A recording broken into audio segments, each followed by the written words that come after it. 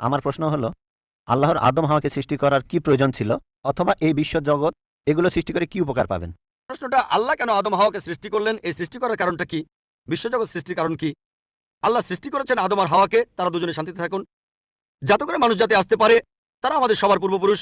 পবিত্র কোরআনে সূরা হুজুরাতের 13 নম্বর আয়াতে উল্লেখ করা হয়েছে, يا أيها الناس إنا خلقناكم من ذكر وأنثى وجعلناكم شعوبا وقبائل لتعارفوا إن أكرمكم عند الله أتقاكم إن الله عليم خبير। হে মানুষ জাতি, আমি তোমাদের সৃষ্টি করেছি এক পুরুষ ও এক নারী হতে, আর তোমাদের বিভক্ত করেছি বিভিন্ন জাতি আর গোত্রে, যেন তোমরা অন্যের সাথে পরিচিত হতে পারো। এই জন্য নয় যে অন্যকে ঘৃণা করবে। আর আল্লাহর কাছে অধিক মর্যাদা সম্পন্ন সেই ব্যক্তি যার আছে তাকওয়া। আল্লাহ যেটার মাধ্যমে মানুষের বিচার করেন, টাকা পয়সা নয়, গায়ের রং নয়, জাতি বা গোত্র নয়, ধর্মমত নয়, সেটা হলো তাকওয়া। সেটা হলো আল্লাহকে মানা, ন্যায়পরায়ণতা, ধার্মিকতা। তাহলে আদম আর হাওয়া আলাইহিস সালাম তারা আমাদের সবার পূর্বপুরুষ, আপনারও পূর্বপুরুষ, আমারও পূর্বপুরুষ, সব মানুষের।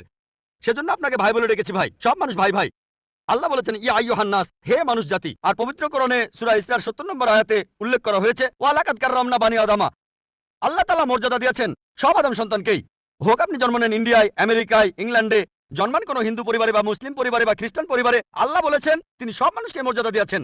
মানুষের জন্মালে আল্লাহ তাকে মর্যাদা দেবেন। সে হোক আপনার নাম জাকির, আব্দুল্লাহ, রামু, শঙ্কর, মানুষের জন্মালে আল্লাহ মর্যাদা দেবেন।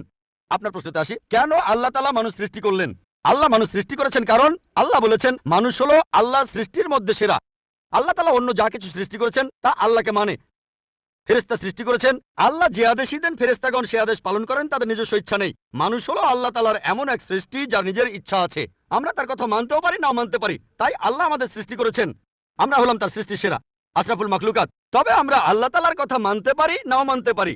যদি আল্লাহর আদেশ মানেন তাহলে জান্নাতে যেতে পারবেন, তাহলে বেহেশতে যাবেন, স্বর্গে যেতে পারবেন। যদি আদেশ না মানেন তাহলে জাহান্নামে যাবেন, দোজখে যাবেন।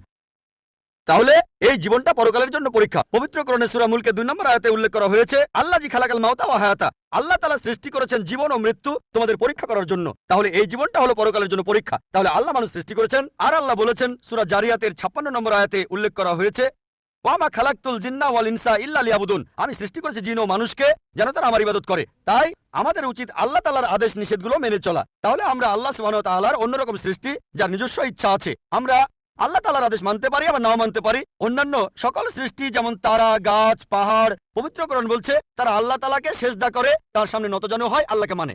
আমাদের স্বাধীন ইচ্ছা আছে, আল্লাহ আমাদের এই স্বাধীন ইচ্ছা দিয়েছেন। এই স্বাধীন ইচ্ছা নিয়ে যদি আল্লাহকে মানেন আপনি তাহলে ফেরেশতাদের উপরে চলে যাবেন। আর যদি আল্লাহ তাআলাকে না মানেন তখন হবেন শয়তানের সহযোগী। আল্লাহ আমাদের সৃষ্টি করেছেন পরকালের পরীক্ষার জন্য।